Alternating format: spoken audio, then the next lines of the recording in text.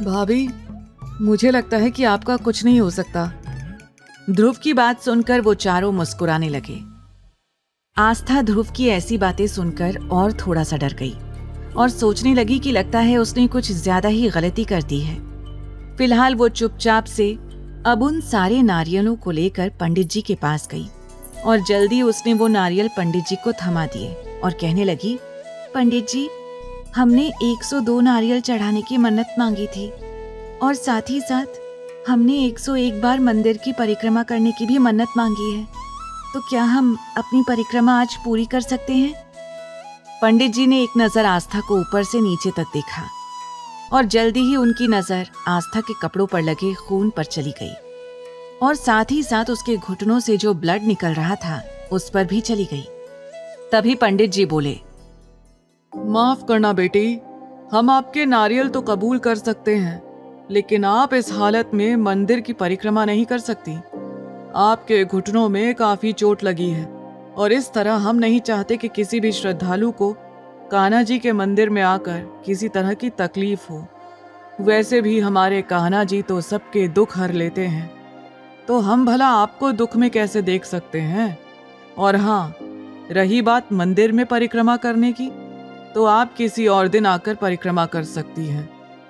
आप चाहें तो राधा कृष्ण की परिक्रमा करने के साथ साथ कृष्ण भगवान के जन्मदिन के अवसर पर यहाँ आ सकती हैं। यहाँ आकर कई मनोकामनाएं पूरी होती हैं और हम आपको आशीर्वाद देते हैं कि आपको आपका मनचाहा वर मिले। पंडित जी के ये कहते ही आस्था की आंखें हैरानी से फैल गईं। तभी दादाजी, जो आस्था के ठीक पीछे खड़े होकर आंखें बंद करके पूजा कर रहे थे, पंडित जी से बोले, पंडित जी, अगर आपको आशीर्वाद देना ही है तो आपको कोई और आशीर्वाद देना चाहिए, क्योंकि इनकी शादी हो चुकी है। ये हमारी पोती बहू हैं। दादाजी के ये कहते ही पंडित जी थोड़ा हैरान हो गए और बोले, क्या ये आपकी बहू है? लेकिन इनके गले में ना तो मंगलसूत्र है और ना ही मांग में सिंदूर, तो हमें लगा कि बिटिया की अभी शादी नहीं हुई है।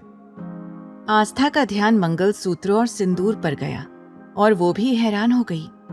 उसे याद आया कि जब अरमान ने उसे मंदिर जाने से मना किया था तो वो कमरे में जाकर रो रही थी।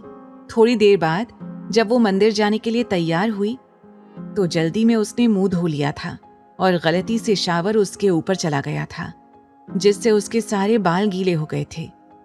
तब आस्था ने जल्दी से कपड़े बदले थे और इस बार मंगलसूत्र और सिंदूर लगाना भूल गई थी, क्योंकि सब कुछ जल्दबाजी में हुआ था।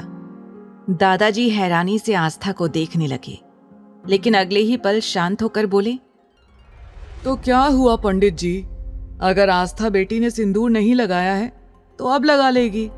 वैसे भी उसका पति यही है, तो वो खुद उसकी मांग में सिंदूर भर देगा। दादाजी के ये कहते ही आस्था का गला डर के मारे सूखने लगा। तभी दादाजी ने अरमान को आवाज लगाई, लेकिन अरमान उस वक्त वहां नहीं था, क्योंकि आस्था की बातों से उसके सिर में दर्द होने लगा था। वो मंदिर के ठीक नीचे सीढ़ी के पास बहते पानी को देख रहा था, जो उसे बहुत खूबसूरत लग रहा था। जल्दी से ध्रुव अरमान के पास गया और बोला, अरमान भाई, आपको दादाजी बुला रहे हैं। अरमान हैरानी से बोला, लेकिन मुझे क्यों बुला रहे हैं? जिसे पूजा और प्रार्थना करनी है वो करे, उसके बाद घर चलें। ध्रुव अरमान की बात सुनकर वहीं खड़ा हो गया। उसकी हिम्मत नहीं हुई कि फिर से अरमान से कह सके कि दादाजी बुला रहे हैं और वो उसका गुस्सा उस पर क्यों उतार रहा है। अरमान समझ चुका था कि अगर उसने दादाजी की बात नहीं मानी तो वो फिर से नाराज हो सकते हैं। इसीलिए वो जल्दी से ध्रुव के पीछे पीछे चला गया और वहां पहुंचकर आस्था की ओर एक नजर देखा। फिर दादाजी की ओर देखकर बोला, जी दादाजी, क्या हुआ? क्यों बुलाया है आपने? दादाजी बोले, बेटा तुम एक काम करो, ये पंडित जी जो तुम्हें सिंदूर दे रहे हैं, इसे लेकर आस्था बहू की मांग भर दो, क्योंकि आज आस्था बेटी सिंदूर नहीं लगा पाई है। आगे की कहानी जानने के लिए देखें अगला एपिसोड सिर्फ पॉकेट एफएम के YouTube चैनल पर, और तेरे इश्क में के सारे एपिसोड्स को सुनने के लिए डिस्क्रिप्शन में दी लिंक से डाउनलोड करें पॉकेट एफएम ऐप।